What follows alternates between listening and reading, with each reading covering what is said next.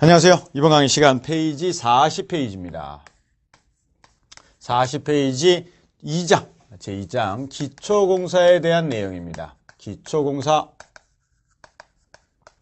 매년 두 문제가 나온다고 보시면 될 겁니다. 그래서 우리 시험 범위는 건축구조와 건축설비인데 건축구조에서는 시험에 뭐가 나왔죠? 시방서. 2013년도에 개정이 됐습니다.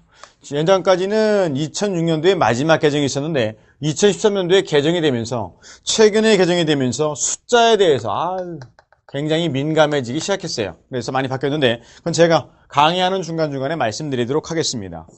또 하나가 이제 기준, 구조 기준 등에 관한 규칙 등등등등등등 그리고 여기에 이론이 있을 겁니다. 그래서 보면 14회 때 그리고 15회 때 시방서에서 거의 많이 냈고요. 14회 때는 무려 20문제 중에 18문제를 시방서에 냅니다. 15회 때는 별로 안 나와. 15회 때는 반반.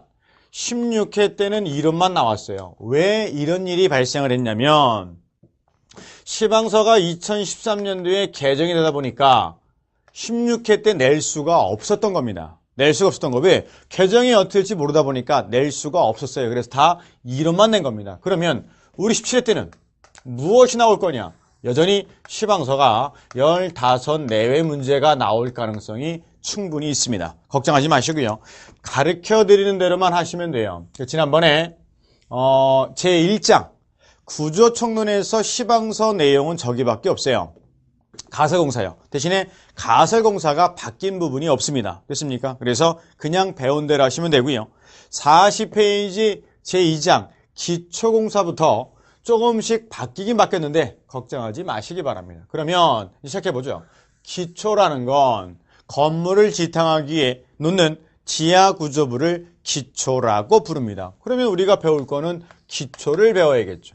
그러면 기초라는 놈 혼자 못 버티면 항상 친구가 옵니다. 그 친구가 지정이라는 거죠. 그러면 기초를 놓으려면 뭘 해야겠습니까? 땅구댕이 약하면 땅을 튼튼하게 하자. 집안 개량을 해야겠습니다. 그러면 집안 개량하기 전에 기초 넣기 전에 뭘 해야겠습니까? 땅구멍이 파야죠. 그죠? 땅을 파면서 흙이 무너질까봐 흙막이 공사라는 거를 합니다. 그렇다면 땅을 막 파거나 집안에 기초를 놓는 게 애매하다면 기본적으로 사람도 마찬가지고 뭔가 조사를 한 다음에 땅을 파고 양호하게 하고 기초를 놓고 지정을 놓는 거예요. 그러면 집안이란 뭐냐? 당연히 흙이죠. 흙이 뭔지를 알아야 그거에 대한 조사를 하고 땅구댕이 파고 흙을 막고 양호하게 만들고 기초를 놓고 지정을 놓고 이게 2장의 전부입니다. 그러면서 마지막에 이론적인 측면에서 부동치마에 대한 문제가 발생을 할 겁니다. 한쪽으로 끼우러 넘어가면 균열이 생겨요. 그래서 부동치마에 대한 내용을 배웁니다. 여기에서 몇 문제? 2문제가 출제가 됩니다. 기본세 순서도 흙, 집안조사, 터파기, 흙막이, 집안개량, 기초, 지정, 부동치마가 마지막이에요. 이거를 적어드린 이유 뭐냐면 내가 공부를 하는데 지금 어느 위치에 있는지 어떻게 흘러가는지를 아셔야 되기 때문에 적어드린 겁니다. 거기 40페이지 기초공서 위에 이쁘게 표시해 놓으시고 어디쯤 가고 있는 정리하시고 마지막 마무리 공부하실 때는 흙에 대한 내용이 쫙 머릿속에 떠오르고 집안조사 등등등이 쫙 떠오르면 한 파트가 되면 그게 공부가 완성이 되는 겁니다. 됐습니까? 그러면 제일 먼저 볼 게 흙에 대해서 보자. 어렵지 않습니다. 따라오시기만 하면 돼요. 갑니다. 흙의 종류 및 특징 페이지 40페이지. 건축물을 지탱하는 흙은 각각의 성질과 강도를 가지고 단독 또는 혼합하여 층을 이루어 집안을 형성하며 집안의 구성분에 따라 집안의 지지력 또는 토합이 달라지더라. 집안의 지지력을 한문으로 하면 지내력이라고 하면 됩니다. 지난 시간에 우리 많이 배웠습니다. 내자 들어가면 뭐뭐에 잘 견디는 거죠. 그러니 땅이 버티는 힘 이렇게 보시면 될 겁니다. 흙의 종류 보니까 모래, 실트, 진흙, 롬 등등이 있는데 모래는 그런가 보다 하시고 실트 용어 좀 외우죠. 실트 지름이 0.005에서 0.074mm의 밑줄이요. 미세하고 가는 모래입니다. 미세하고 가는 모래란 얘기는 우리나라에 있을까? 제주도 가면 있습니다. 백사장에 있는 쉬운 말로 사막에 있는 바람에 날리는 모래 정도로 보시면 됩니다. 굉장히 미세한 모래, 그게 뭐더라? 실트. 외우기 힘드시면 옷 중에 굉장히 부드러운 옷 있죠? 실크옷. 그렇게 보시면 됩니다. 그 다음 진흙은 아실 것 같고요. 롬 보죠? 롬. 이러한 용어도 좀 조심하시고요. 흙과 암반의 중간 정도로 모래와 점토가 거의 같은 비율을 섞여 부식물을 많이 포함된 얘기입니다. 이 집안의 지지력은 믿을 수 없더라? 결국 쉽게 말하면 지내력이 굉장히 작은 땅인데 맨 끝에 보면 밑줄 그어놓으세요. 뭐라고 있습니까? 모래, 점토, 그 다음이 실트 이런 것의 혼합물을 우리가 뭐라 부르더라? 롬토라고 부릅니다. 모래, 실트, 점토의 혼합물을 뭐라 부르더라? 롬토. 세상은요 항상 그런 게 있습니다. 이 혼탁하게 만드는 사람들이 있는데 그 사람들을 뭐라 부르냐면 논팽이라 불러요. 간단하게 외우고 끝내시기 바랍니다. 그 밑에 양가 5번 일반적으로 사질토는 무엇이며 점토는 무엇이냐. 앞으로 2장 기초공사에서는 사질토와 점토란 말이 굉장히 많이 나올 겁니다. 보니까 사질토는 모래를 주체란 얘기는 주된 물체란 얘기입니다. 50% 이상으로 하고 자갈 또는 세립토를 포함한 흙을 말하며 점토는 실티의 입경을 주체로 하고 조립토의 일부를 포함한 흙입니다. 쉬운 말로 가면 얘는 모래 땅, 얘는 진흙 땅 이렇게 보시면 간단합니다. 됐습니까? 그래서 사질토는 모래 지뢰 땅이라고 보시는 거예요. 또 모래만 100% 있는 게 아니라 여러 가지 섞여 있지만 주로 뭘로 되어 있더라? 모래로 보시고 점토는 진흙으로 됐다고 보시면 되는데 왜 점토라 부르냐면 끈적끈적한 힘, 점착력이 있는 땅. 그래서 어떤 교수님들은 점성토라고도 불러요. 점토의 성질을 가진 흙 이렇게 얘기하죠. 그래서 점착력이 있는 땅을 점토라 보시는데 공부할 때는 사질토는 모래 땅, 점토는 진흙 땅으로 보시면 됩니다. 밑에 점토와 사질토의 비교 문제가 내용이 있는데 8회, 10회, 12회 무려 3번 나옵니다. 8, 10, 10이 나왔으니 14회 나오고 16회 나올 거더라. 택도 없는 얘기고요. 그런 식으로 기출문제를 순서로 내지 않아요. 다만 우리 공부할 때는 모두 정리를 하셔야 되는 거예요. 그러면 사질토입니다. 여기에 점토가 있습니다. 항상 모든 비교는 아주 쉬운 것부터 비교를 하시는 거예요. 아주 쉬운 것부터 비교하려면 정의를 알아야 돼요. 사질토의 정의는 좀 전에 본 것처럼 점토보다는 입자가 큽니다. 입자가 크고 또 모래 땅이다 보니까 각이 졌어요. 각 졌고요. 그리고 이놈은 모래와 그 빈 공간 속에 공기가 이렇게 있을 겁니다. 됐죠? 그럼 진흙은 사질토보다 입자가 작아요. 또 둥급니다. 그리고 흙과 아주 작은 흙과 그리고 이 사이에 물이 있겠죠. 그러면 그림을 한번 그려보죠. 두 개는 똑같이 놓고 비교를 합니다. 입자가 크고 이렇게 각진 모래가 있는 것을 사질토라고 부르고 여기는 입자가 작고 둥글둥글둥글하고 이 사이에 뭐가 있더라? 물이 있더라. 이게 뭐더라? 점토, 진흙이라고 보시면 될 겁니다. 요 사이 뭐가 있다고요? 공기가 있고요. 요 사이 뭐가 있다고요? 물이 있습니다.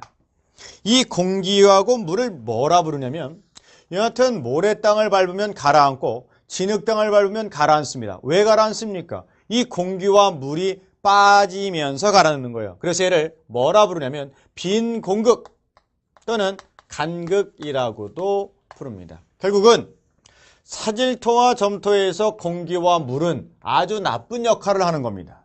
그러면서 여기 있는 물을 다른 표현으로 뭐라 부르냐면 빈 공간의 물, 그래서 간극수라는 표현을 써요. 됐습니까? 여기서 시작이에요.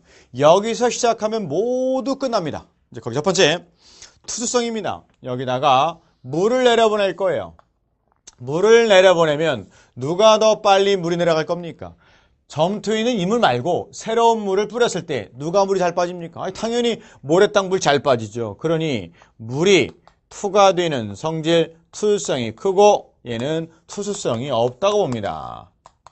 거의 없죠. 물이 안 빠집니다. 거기 지난번에 말씀드린 것처럼 투수성에 보니까 4번이 있고 밑에 주가 있을 겁니다. 별거 아니에요. 투수성이란 물이 빠지는 정도를 나타내더라. 읽어보죠. 40회 맨 밑에 어떤 재료의 변형 또는 파괴됨이 없이 그 재료 속의 잔구멍이나 간극을 물이 투과할 수 있는 성질 또는 상태를 나타냅니다. 투수성이 있다는 얘기는 침투성이 있다는 의미로 투수시험에 의해 흙 속에 물이 침투하는 속도를 나타내는 투수계수로서 투수 정도를 나타내며 거기다 하나 정리해 놓을게. 양수 물을 빨아올리는 시험에 의해서 결정합니다. 양수 시험에 표시해 놓으시고요. 됐습니까? 두 번째, 쭉 하중을 줍니다. 하중이 뭐죠? 무너뜨리려는 힘, 무게라고 보면 됩니다. 힘을 주면 누가 빨리 가라앉을까요? 초기에 가라앉는 거는 얘가 클 겁니다. 왜요? 공기가 잘 빠지거든요. 그러면 처음에 가라앉는 건 얘지만 공기가 빠지면 더 이상 안 가라앉는다고요. 그 다음 가라앉는 게 얘입니다. 왜요? 물이 빠지면서 가라앉거든요. 얘를 장기치마라 부릅니다. 얘가 장기치마가 큽니다. 그러면 처음에 가라앉는 양과 시간이 지나면서 점점점 가라앉는 총치마량은 누가 크냐 이거죠. 총치마량은 점토가 더 큽니다. 쉽게 보시면 돼요.